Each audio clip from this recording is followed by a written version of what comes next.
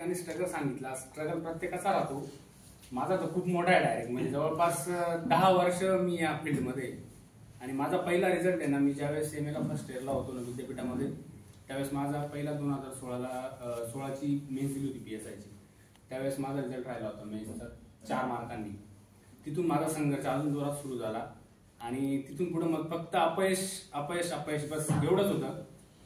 त्याच्यानंतर फॉरेस्टचं पण फिजिकल पर्यंत गेलो होतो, फॉरेस्टचं म्हणजे आपले ग्रुप सी मधून, तिथं पण सिलेक्शन नाही झालं.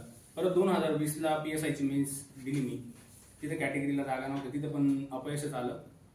त्याच्यानंतर मग ही ग्रुप सी मी मनातही ठेवलं नव्हतं का आपण जाऊ दे आता, एवढ्या 7-7.5 जागा आहे म्हटलं.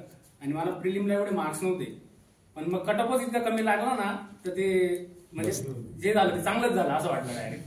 म्हटलं जाऊ दे आता मेन्सची तयारी करू. मेन्सचा ऑलरेडी अभ्यास होता, कंटिन्यू मेन्सचा अभ्यास राहायचा, त्याच्यामुळे मला पहिला पेपर काय अवघड गेला नाही. जवळपास पहिल्या पेपरला मला चांगलं म्हणजे 148 मार्क्स होते आणि स्कोर मेन्सला चांगला आला. त्यामुळे वाटत होतं का कुठेतरी आता फक्त स्किल टेस्टवर डिपेंड आहे आपलं. मग फुल टाइम फक्त टायपिंगची प्रॅक्टिस करायची आणि जर आपण टायपिंग क्वालिफाय झालो तरच आपण आपलं सिलेक्शन होणार, हे एकदम फिक्स होतं. त्या टायपिंगच्या प्रॅक्टिससाठी एवढे प्रयत्न केले, घरी गेलो तरी टायपिंगच करायचं. इथं आलो पण इथं आलो, जवळपास 2 इन्स्टिट्यूटला टायपिंगची प्रॅक्टिस केली मी. पण मग ज्या दिवशी टायपिंग होती ना, त्या 10 मिनिटांमध्ये ना माझ्या म्हणजे जेवढ्या आतापर्यंत 2-3 मेन्स दिल्या त्यावेळेस एवढा प्रेशरमध्ये आलो नव्हतो ना, तेवढा माझ्या जीवनात खतरनाक अनुभव होता त्या टायपिंगचा. त्या 10 मिनिटांमध्ये मी ना म्हणजे असं काहीतरी सेकंदात आता रडणार डायरेक्ट, अशी माझी सिच्युएशन तयार होऊन गेली. मी डायरेक्ट सरेंडर करून टाकलं डायरेक्ट. ज्या मॅडम होत्या त्या मॅडमांना म्हटलं, मॅडम मला जबरदस्त प्रेशर आलाय म्हटलं, मी आता पुढे माझा हात पूर्ण हाताचं थरकवायला लागलं, खालून पूर्ण हालायला लागलं, म्हणजे काहीच सुचत नव्हतं डायरेक्ट. आता पूर्ण ब्लँक, आता संपलं आपलं आयुष्य असं वाटायला लागलं होतं डायरेक्ट. मॅडम आल्या, मॅडम म्हणे अजून तुमच्याकडे 7 मिनिटं बाकी म्हणे, आणि त्या 7 मिनिटांमध्ये काही करू शकता म्हणे, फक्त तुम्ही ना कंटिन्यू ठेवा म्हणे, बंद नका करू म्हणे डायरेक्ट. त्या 7 मिनिटांमध्ये हळूहळू मी बाकी सगळ्या गोष्टी विसरत गेलो आणि स्पीड मेंटेन होऊन गेला. तरीही माझा 1 मिनिट 17 सेकंद उरलेला होता पॅसेज कम्प्लीट होऊन.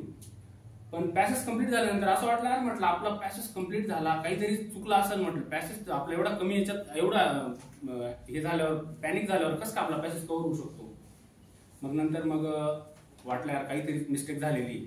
मग माझे जे कीस्ट्रोक होते ना, ते जवळपास 1906 कीस्ट्रोक झाले होते. म्हटलं आता 1906 कीस्ट्रोकवर आपलं होईल का, म्हटलं काहीतरी लाईन वगैरे सुटली असेल आपली. 100% माझी लाईनच सुटलेली होती.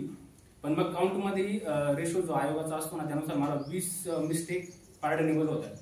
तर तेवढा मिस्टेक मला माहित होतं, एवढा मिस्टेक आपल्या होऊ शकत नाही असं, कारण मी अॅक्युरसी कंटिन्यू मेंटेन करायचो. आणि तेवढं झालं आणि म्हणजे त्या बाजूनच फक्त होप्स होत्या का इथं माझं जॉबचं जर झालं तिथं सिलेक्शन होऊ शकतं असं, बाकी काही नाही. मी सुद्धा असं म्हणजे वाटलं नव्हतं का मी हे पद मला मिळू शकतो असं.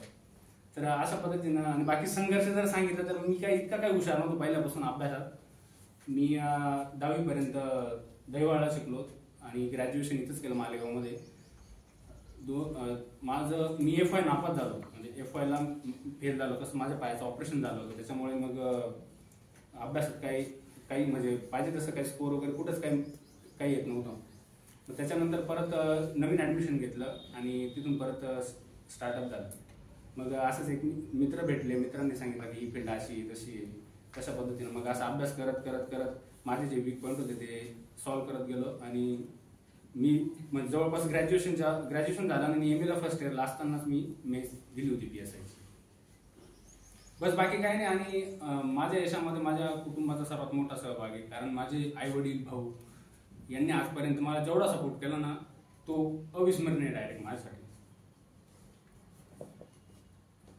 म्हणजे कुटुंबाची खूप मोठी साथ होती मला आतापर्यंत.